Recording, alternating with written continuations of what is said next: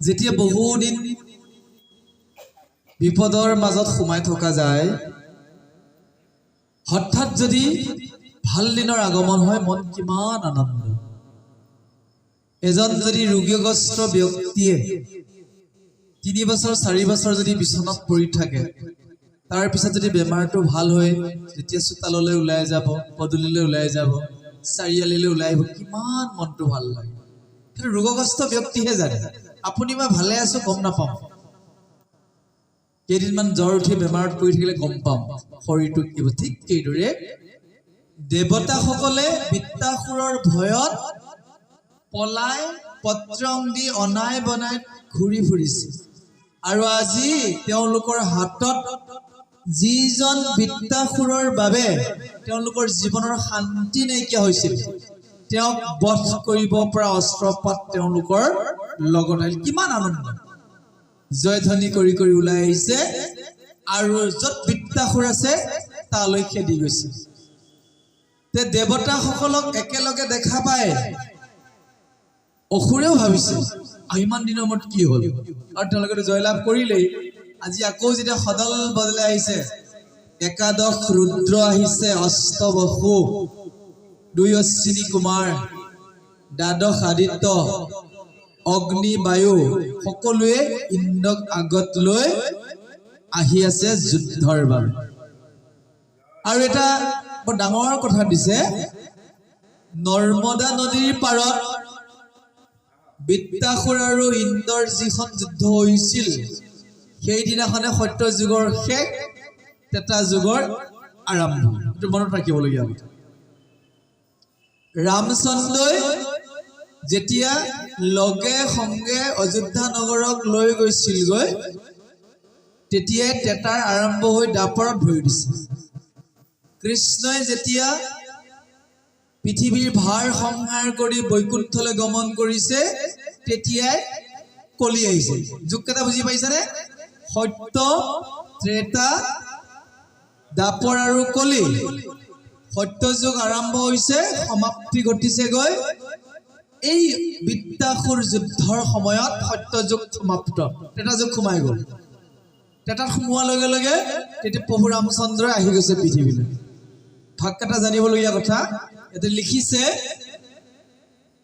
সত্য অৱসানে ত্ৰেতা যুগ ভৈল উপসন্ন, নৰ্মদা নদীৰ তীৰে লাগি গইল ঘূৰত্ব ৰণ। দেৱতা আৰু অসুৰৰ মাজত তুমুল ৰণ হৈছিল নৰ্মদা নদীৰ পাৰত, আৰু ইতিমধ্যে সত্য যুগৰ পৰিসমাপ্তি ঘটিল। সত্য যুগত কি আছিল? ধৰ্মৰ 4 চৰণ, প্ৰত্যেকেই সঁচা কথা কৈছিল, দয়াভাৱ মনোমা মনত আছিল, আচাৰ নীতিবোৰ মানি চলিছিল, ক্ষমাগুণ হৃদয়ত আছিল। এইটো সত্য যুগৰ 4 পদ ভূমি। প্ৰত্যেকজন মানুহে সত্যবাদী, চৰাই চিৰিকটিও সত্য কথাই কৈছিল বুলি জনা যায়, কথা ক'ব পৰা হৈছিল। আৰু প্ৰত্যেকজন ব্যক্তি তথা জীৱই মুখ্য লাভ কৰি আছিল, বৈকুণ্ঠলৈ গৈ আছে। বিশেষকৈ যে জগন্নাথৰ যি বৈদুৰ্য মূৰ্তি আছিল, সেয়া দৰ্শন কৰিলে পাপো বিনাশ হৈছিল। আৰু যম ৰজাৰ কথাতে লাহে লাহে বৈদুৰ্যৰ মূৰ্তি বলুকাৰে ঢাকিছিল। এটা যুগ পৰাৰ লগে লগে ধৰ্ম আৰু 1 চৰণ কমি গৈছিল। উল্লেখ কৰিছে, সিদ্ধ খাদ্য বিশ্বদেৱ পিতৃগণ যত, জম জম কৰি ধাৱে ইন্দ্ৰৰ লগত। বৃত্তাসুৰৰ লগত থকা অসুৰে জানে দেৱতাসকলে আৰু যুদ্ধ কৰিব নোৱাৰে, কাৰণ অস্ত্ৰ শস্ত্ৰই গিলি পেলালে। আকৌ যেতিয়া আহিছে ভাবিছে কি হ'ল, আৰু অসুৰসকলে সদায় জানে যে দেৱতাসকলে কুট কৌশল কৰিও তেওঁলোকে পুনৰ আকৌ নিজৰ ৰাজ্যখন ঘূৰাই লয়। যদি আপোনালোকে আধ্যাত্মিক দৃষ্টিভংগীৰে চাই, এই দেৱগুণ আৰু আসুৰিক গুণ আমাৰ মাজতো এখন যুদ্ধ চলি আছে। নিজকে এবাৰ প্ৰশ্ন কৰিব লাগিব, হয়নে? আমাৰ মাজত এখন যুদ্ধ চলি থাকে। কেতিয়াবা ভাল কামটো কৰিম বুলি ভাবি থাকো, কিন্তু বেয়া কামটো লৈহে মনটো গুচি যায় মনৰ মাজত যিখন যুদ্ধ ইও গীতাৰ 16 নম্বৰ অধ্যায়ত দৈব অসুৰ সম্পদ বিভাগ বুলি কৃষ্ণ উল্লেখ কৰিছে এই ভাল আৰু বেয়া চিন্তাটোৰ মাজত বেয়াটোক যেতিয়া আপুনি অতৰাব পাৰিছে তেতিয়া আপুনি ডাঙৰ ভকত হৈ গৈছে এটো ভক্তিৰ লক্ষণ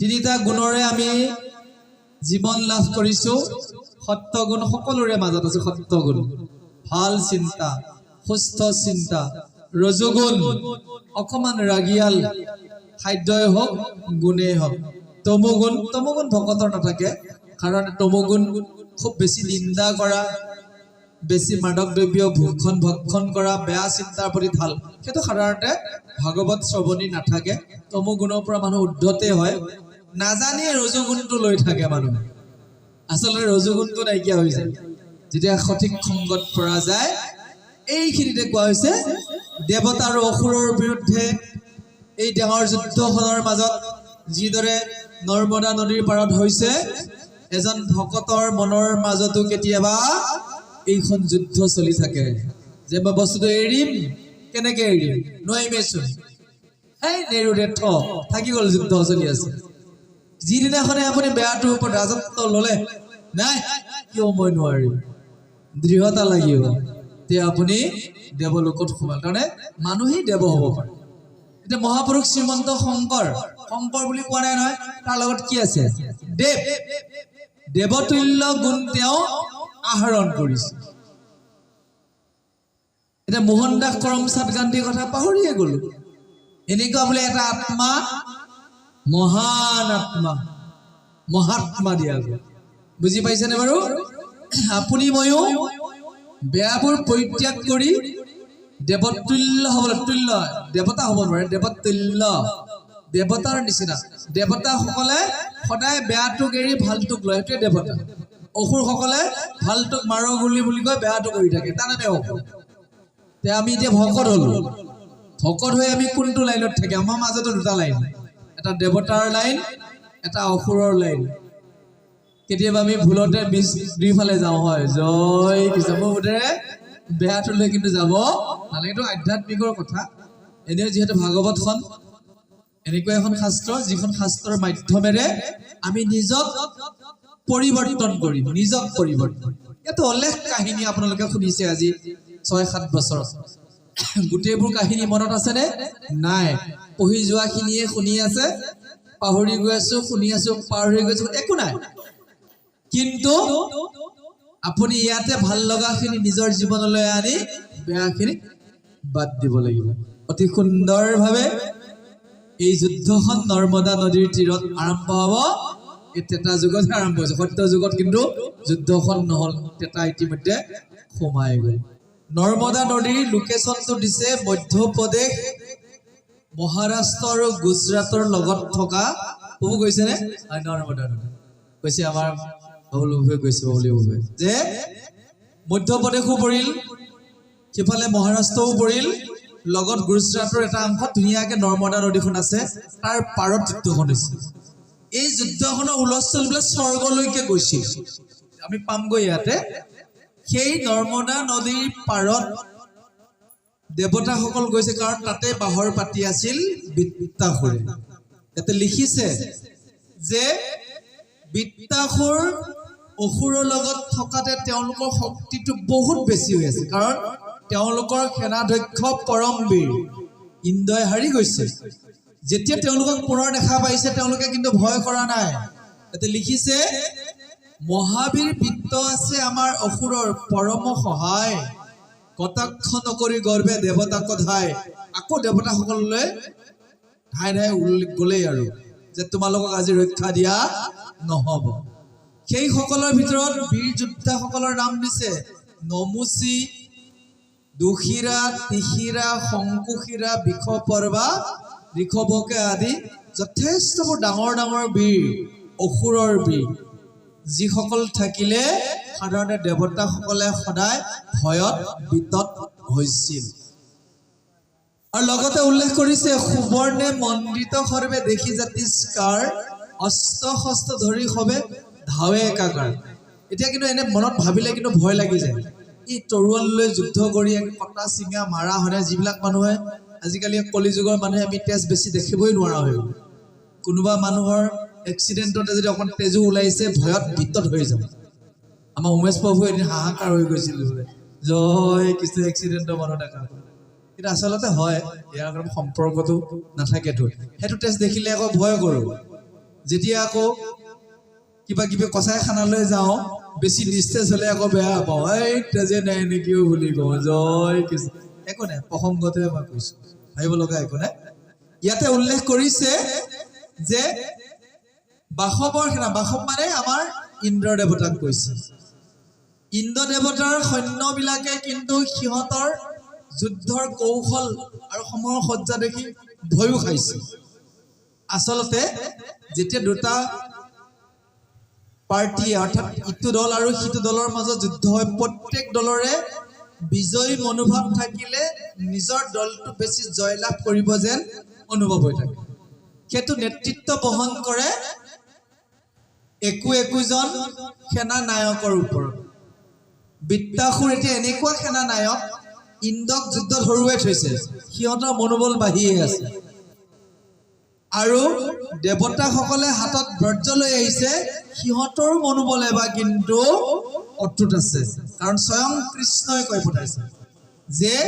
দধিচিৰ হাড়েৰে নিৰ্মাণ কৰা বজ্ৰই বৃত্তাসুৰক মাৰিব পাৰিব কিন্তু যুদ্ধখন বৰ ভয়ংকৰ যুদ্ধ আমি শুনি যাম এফালৰ পৰা এনেকুৱা ভয়ংকৰ প্ৰথমে ইন্দ্ৰই নোৱাৰা হৈ যায় বৰ ধুনীয়া যুদ্ধ কথা কৈছে সেই যুদ্ধখনৰ বিৱৰণৰ পৰা আমি শিকিবলগীয়া এটাই কথা ভাল গুণবিলাকে সদায় বেয়া গুণক পৰাভূত কৰে প্ৰত্যেকজন পৃথিৱীৰ ব্যক্তিয়ে পৰম প্ৰভু কৃষ্ণৰ অমৃতৰ সন্তান বেয়া বুলিবলৈ নাথাকে প্ৰতিটো শিশুৰ দেৱ শিশু বুলি কোৱা হয় বেয়া আমি কেতিয়া হৈ যাওঁ যেতিয়া আমি ডাঙৰ হৈছোঁ যেতিয়া ইন্দ্ৰিয়বোৰ আমাৰ ডাঙৰ হৈ আহিল যেতিয়া আমাৰ ইন্দ্ৰিয়বোৰ সঠিক পৰিচালনা নিশিকিলোঁ এতিয়া কিছুমান ল'ৰাই খুব কলেজত যাওঁতে খুব স্মকিং কৰে কিছুমানে ধাবাত সোমাই দিয়ে ক্লাছত কৰিবলৈ কিয় সিহঁতক সেইখিনি সময়ত বাধা দিয়া নহ'ল নাজানিলে যে এই ইন্দ্ৰিয়বোৰে আচলতে সৎ কৰ্মত লগাব লাগিছিল সিহঁতে অসৎ কৰ্মত লগাই দিলে জানো অতি সুন্দৰভাৱে এই কাহিনীৰ মাধ্যমেৰে আমি দেৱাসুৰ যুদ্ধখনৰ বিষয়ে জানিছোঁ তাৰ লগতে সৰু কথা এটা মই যোগ কৰি দিছোঁ ভাগৱত শ্ৰৱণ আচলতেনো কি জানিবলগীয়া কাৰণে মনত পৰোঁতে কৈছোঁ সৰু সৰু ল'ৰা ছোৱালীবিলাকক চাব তেওঁলোকে যদি বেছি খৰচী হৈ যায় বিভিন্নজনে যেতিয়া পা পইচা দিয়ে বাৰ্থডেত উঠি যায় মামাকে দিয়ে খুৰাকে দিয়ে সিহঁতে পইচাকেইটা পালে অকণমান দোকানলৈ যোৱা ইচ্ছা কৰে চাবচোন বাৰু কাৰণ সিহঁতে কেইটা পইচা সিহঁতৰ অধিকাৰ মাক দেউতাকে ক'ব নোৱাৰে বাৰ্থডেত উঠি গ'ল 600 টকা এটা সি নিজৰ মতে খৰচ কৰিব পাৰে তেতিয়া জনা ব্যক্তিয়ে কি কৰে তাক পইচাখিনি সঞ্চয় কৰিবলৈ এটা পাত্ৰ দিয়া হয় একেবাৰে সহজ কথাত আমি সৰুতে খুলুং বুলি কৈছিলোঁ বাঁহৰ ঘৰ আছিল মই তাতে এটা পাব এটা কাটি ৰাখিছিলোঁ ধৰি লৈছোঁ আপোনালোকে মাটিৰ কলহ এটা লৈছে ধৰি লওক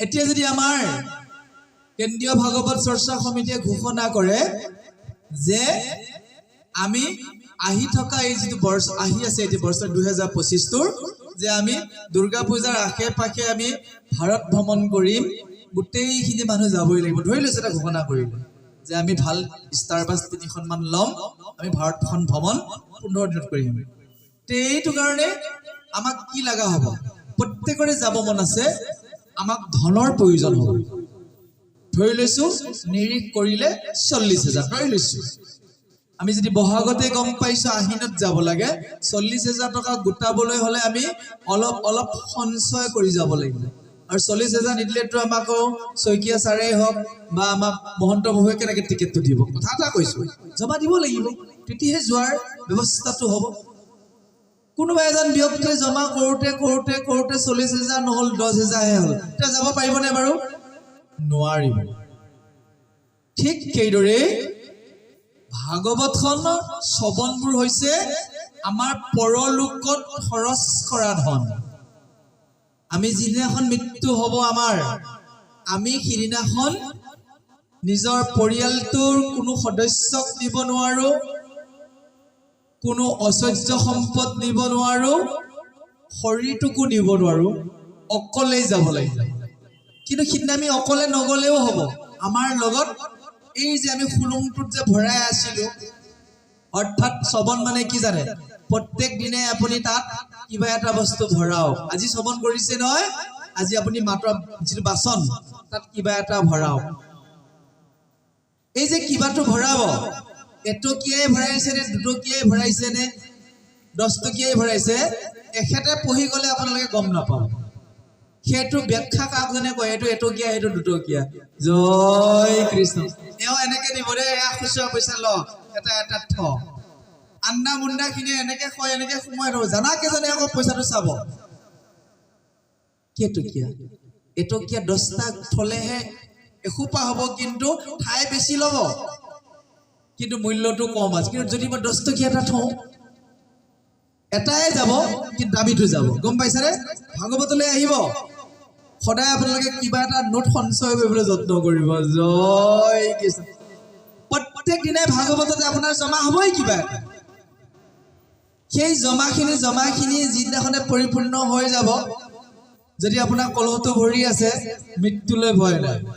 7 দিনত এই কলহটোত ভৰাই পূৰ্ণ কৰিছিল পৰীক্ষিতে। তেওঁ বেছি চিন্তাশীল আছিল কাৰণে দামী দামী নোট ভৰাই দিলে, 7 দিনতে তেওঁ হৈ গ'ল পৰলোকৰ।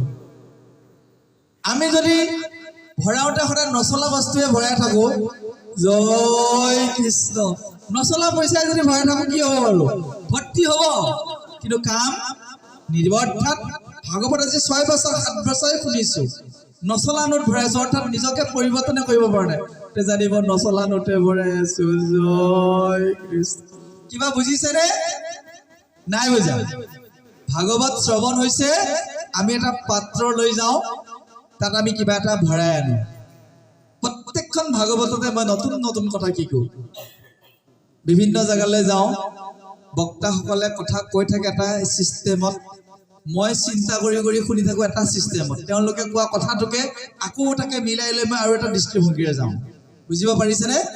এই কথাটো মোক কোনোবাই এজনে অলপতে মই শুনিছো, এই কথাটো যে নতুনকে যে কাহিনীটো সৃষ্টি কৰিছো, একেবাৰে সৰু ল'ৰা এটা, জনজাতি ল'ৰা, সি প্ৰথমে খুব বেয়াত আছিল, ভাল হৈ গ'ল। ককায়েকৰ অসুখ, মৰিগাঁও চিভিলতে আছে, একেলগে পঢ়ো আমি। যাবৰ হ'লেই তেওঁৰ অৱস্থাই নাই। তেতিয়া ভায়েকে বুজাই আছে, বোলে বেয়া বস্তু খাব নালাগে, অমুক তমুক। কৈছে তই লগত নিবলৈচোন একোৱেই নুগোটালি। যোৱাকালি ভাগৱত আছিল, তেওঁক মই মাতিছিলো, তেওঁ গ'ল। না যামেই দে দাদা, লগতনো কি নিম আৰু, ভাগৱত শুনি থাকো, এইখিনিয়েতো লগত যাব। কিমান সুন্দৰকে কথাষাৰ বুজিছে চাওকচোন। কৈছে কাম মোৰ ধেৰ আছে, নাযাওঁ দে, লগত যোৱা বস্তুটোৰ কাৰণে যাওঁ। সি কোৱাৰ লগে লগে মোৰ মগজুত এটেক কৰিছে, এইটো ধৰি এটা কাহিনীয়ে হৈ যায়। জয় কৃষ্ণ। তেতিয়া মই অনুভৱ কৰিছো, সেই ল'ৰাটোৱে সদায় নতুনকে কিবা শিকিবলৈ যায়। সেয়েহে আমি ভাবিছো, যিমান দিন ভাগৱত শুনিছে আপুনি সিমান দিন এটা ভৰাই আছে। কিন্তু যিটো ভৰাব, তাক দামী বস্তু ভৰাব, নচলা পইচা ভৰালে দিগদাৰ হ'ব। জয় কৃষ্ণ। এতিয়া যদি আমাৰ যদি মেধি বহুৱে 10 পইচা 5 পইচা আগতে চলে সেইবিলাক, 25 পইচা 50 পইচা যদি এসোপামান দিয়ে, তাকে যদি জপা জপি ভৰাই টেমাটো ভৰ্তি হৈ যায়, এবাৰ কামেই নিদিব। চাব, ইচ্ছা 50 পইচা, এইটো শিকি এইটো বিচাৰিকেইটা নালাগে, আছে নেকি 10 টকীয়া চাওঁ, আছে নেকি 2 টকীয়া। বুজিব পাৰিছেনে? চলা পইচাৰে আপুনি আপোনাৰ জীৱনৰ সেই সঞ্চয় কৰা পাত্ৰটো পূৰ কৰক, নিশ্চয় সিদিনাখন আপুনি মৃত্যুক জয় কৰা শাস্ত্ৰখন এইটো ভাগৱত। এতিয়া ইয়াতে চাওক, ৰণসিংহা বাজিছে অসুৰ আৰু দেৱতাৰ, ঠিকে আছে। নৰ্মদা নদীৰ পাৰত বৃত্তাসুৰ আৰু ইন্দ্ৰৰ মাজত যুদ্ধ হ'ব। সেই যুদ্ধখন মই মোৰ মনৰ মাজলৈ আনিলো, যে মোৰ মনৰ মাজতো ভাল আৰু বেয়া দুটা দিশে সদায় ক্ৰিয়া কৰি আছে। আজিকালি বেয়াটোৱে ক্ৰিয়া কৰিব নোৱাৰে, চিধা চিন্তা কৰি চাওঁ ভাল আৰু বেয়া। এওঁ কৈছে মন্তব্যত, তেওঁ কৰিছে মন্তব্য, কোনটো ভাল, ভালটো লৈছো, বেয়াটো এৰিছো। কিন্তু তেওঁলোকক ক'ব লগা নাই। আপোনাৰো নিজৰ বিচাৰ এটা আছে, কোনটো ভাল কোনটো বেল অতি সুন্দৰভাৱে এই যুদ্ধখনৰ জৰিয়তে যিদৰে দেৱতাসকলে জয় লাভ কৰিবগৈ সেইটোকে দেখাব এতিয়া তাৰমানে সত্যৰ জয় অসত্যক পৰাজয় আমাৰ মাজতো আমি সত্যক জয় কৰিম ভালৰো ভাল হ'ম আমি প্ৰত্যেকে একোজন ভাল উপযুক্ত ভকত হোৱাৰ বাবে সংকল্পবদ্ধ হৈ আহক আমি দেৱাসুৰৰ ৰণ শ্ৰৱণ কৰোঁ মেধি প্ৰভুৰ মিঠা কণ্ঠৰে জয় কৃষ্ণ।